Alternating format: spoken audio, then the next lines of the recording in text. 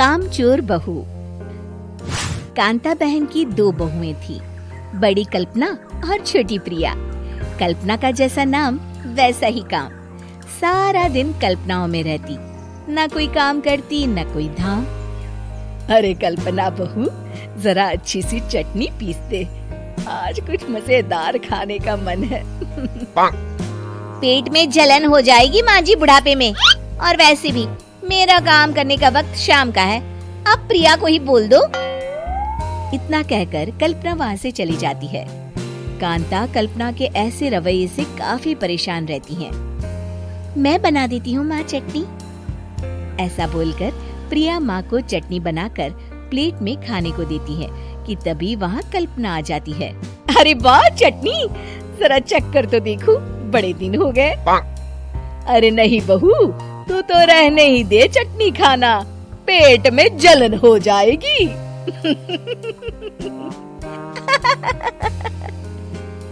इतना कहकर कांता और प्रिया दोनों हंसने लगते हैं। कल्पना सारा दिन या तो मोबाइल में यूट्यूब देखती या फिर सोती रहती। उसका कमरा भी बिखरा और गंदा रहता। एक दिन कल्पना का पति अशोक उससे कहता है, अरे कल्पना, जानवर भी उस जगह को साफ कर लेता है जहाँ वो बैठता है, तुम तो इंसान हो, कैसे इतने गंदे कमरे में रह लेती हो? देखो सारा सामान यहाँ वहाँ बिखरा पड़ा है।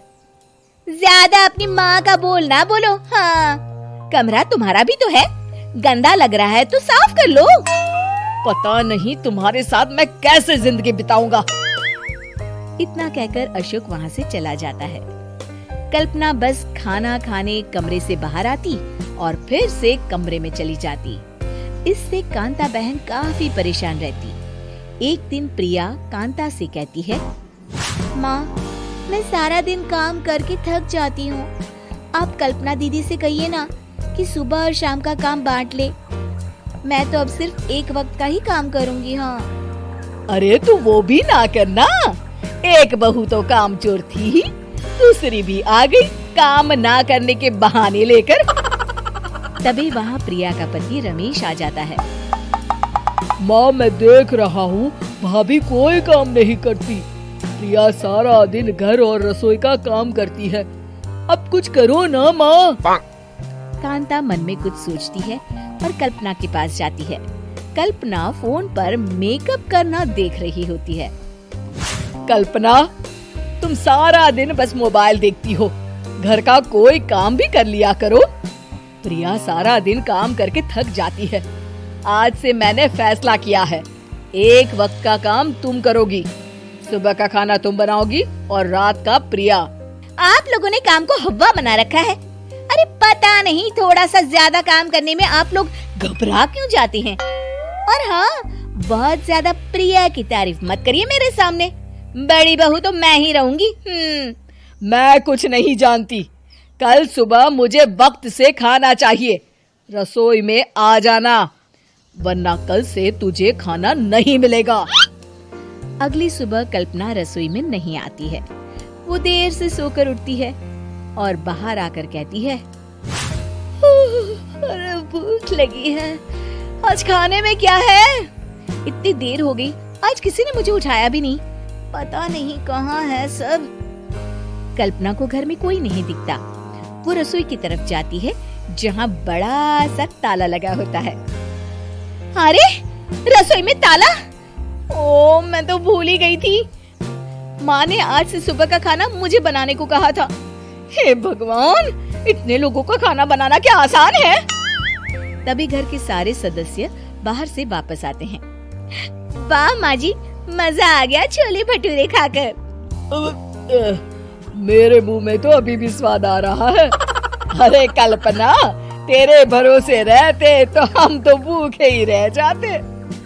कल्पना को बहुत गुस्सा आ जाता है। अब बहुत हो गया, आज से मैं अपनी रसोई अलग कर रही हूँ, मैं अपना खाना खुद बना लिया करूँगी। कल्पना अपनी रसोई अलग कर लेती है, पर आए दिन उसका देर से उठना और काम न करने की आदत से वो भूखी ही रह जाती थी। उसी के सामने घर के लोग अच्छे अच्छे पकवान खाते और कामचोर कल्पना को जैसे तैसे ही खाना बनाकर खाना पड़ता। पर एक दिन तो हद ही हो गई। माँ, दीदी आज सुबह से कमरे से बाहर नहीं निकली, हमें जाकर देखना चाहिए। सो रही होगी कामचोर कहीं की, पर तुम कहती हो तो चलो देख लेते हैं उसे। कल्पना कमरे में पेट पकड़कर बैठी होती है। हाय, मेरा दर्द पेट दर्द के मारे मर रही हूँ मैं।